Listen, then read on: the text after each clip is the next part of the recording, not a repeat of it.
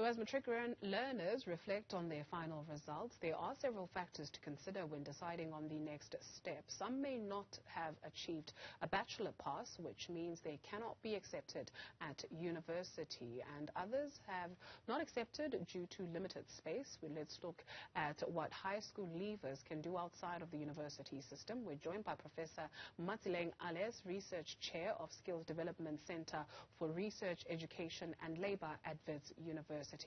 Thank you very much, Prof, for making time this afternoon. So as we understand it, though, universities are faced with the prospect of having to turn some learners away because there are too many applications and simply not enough space. Is this the case for your institution as well?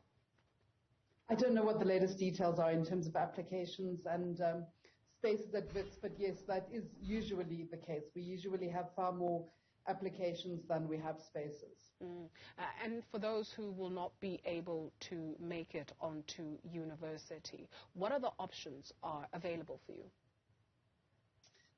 Well, South Africa has public technical and vocational education and training colleges which offer a range of different programs and give learners a fairly good and substantial training in technical fields that actually offer pretty good labor market rewards, plumbing, electricians and so on, which often pay more than many white-collar jobs that graduates get into. I'm not talking about the top echelons of the graduate labor market here, obviously, but I think that there are some good career potential opportunities for those who enroll in technical and vocational education and training colleges, which are public, and there is funding available for students.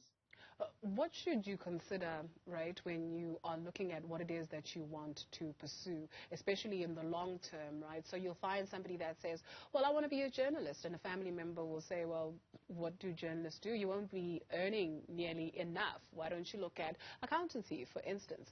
So what do we need to consider? Are you looking at, money, or are you looking at a prosperous career where you can be happy?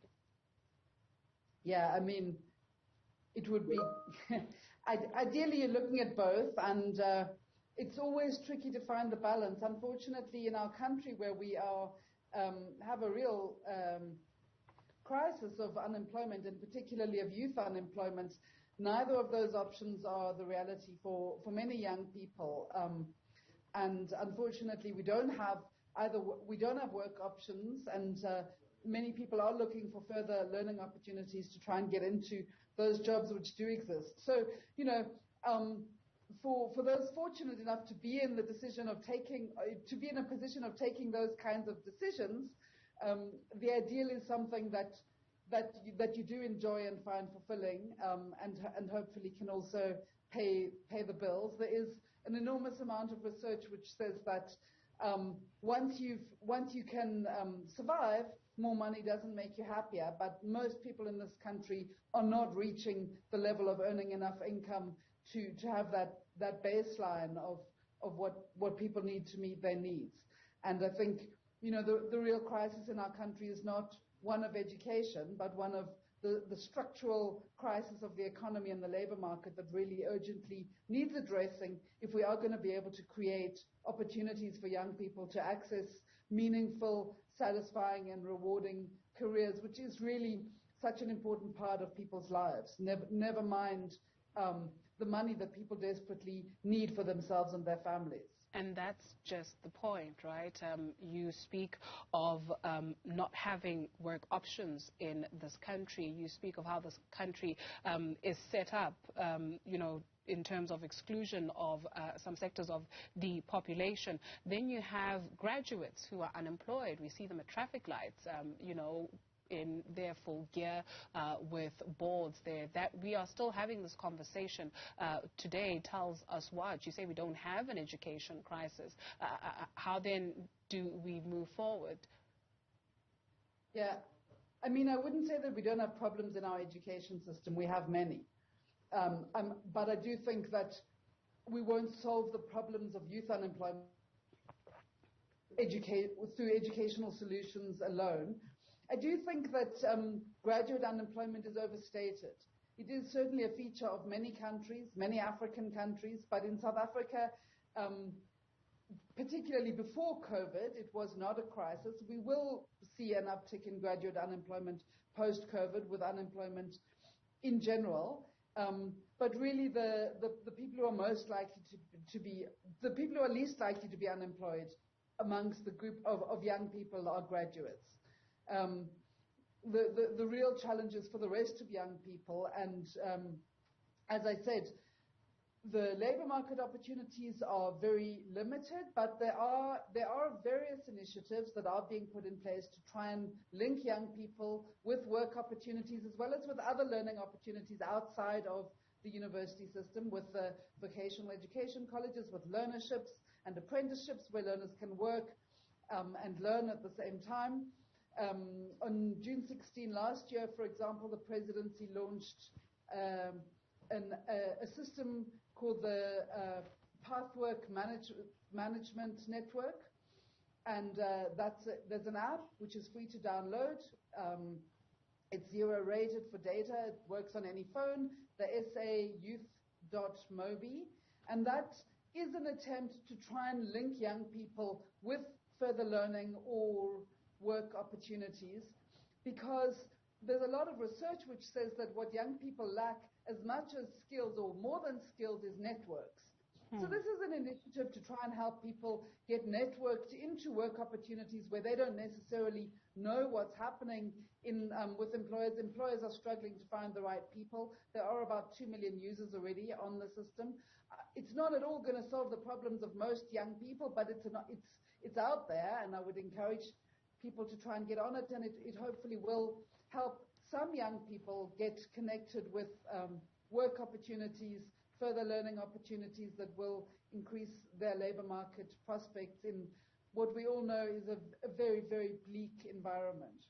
Prof, are we teaching our children or equipping our children for the future? I ask you particularly when you take a look at the AI space and you take a look at what technology is doing. A country like the United States already flirting with the idea when you walk into a shopping or a shop, for instance, what would be an equivalent of whatever supermarket you have here in South Africa. There are no tellers, there are no packers. You pick what you want, you've got a card, you tap and you move out. Are we equipping our children for the future where you don't dream of packing, at whatever supermarket, but you actually creating that conveyor belt or that ecosystem, technology-wise, that speaks to solutions for the ever-evolving world that we're living in? I think we are. I think the school curriculum provides enough of a basis. Technology obviously changes faster than curricula can change, and so in any curriculum you don't want to be trying to chase the very latest applications, but you want to be giving a more general grounding. When we're talking about the people who are designing those high-level apps, we're really talking about much higher levels of skills, and of course it's a growing area in most economies. It's one of the few growth areas in South Africa, but it's not an area with huge potential for employment. Certainly people who are at very high levels of IT skills are going to get great jobs, but if we change the school curriculum, we would not find hundreds of thousands of people getting great IT jobs, because there aren't going to be that number of jobs. When you look at, if you're talking about the difference between supermarket packers, there's lots of supermarket packers. When you replace them with an algorithm, it's only one person who's designing the algorithm for all the supermarkets. It's not a mass unemployment, a mass employment kind of solution. So certainly it is an area that young people could go into if they are high achieving in maths, for example. And certainly there is potential, and I think there are a lot of educational programs out there. Unfortunately, there's also a lot of programs that are trying to take advantage of the fact that people hope that if they put all their eggs in the technology basket, they will get employed, and it's not always the case, particularly if you're looking at relatively lower levels of IT skills. I guess we have to find solutions, but taking into cognizance the kind of country that we live in and the variables that exist within the country. Professor Matseleng Allais, research chair of Skills Development Center for Researching Education and Labor. Thank you, ma'am, for your time.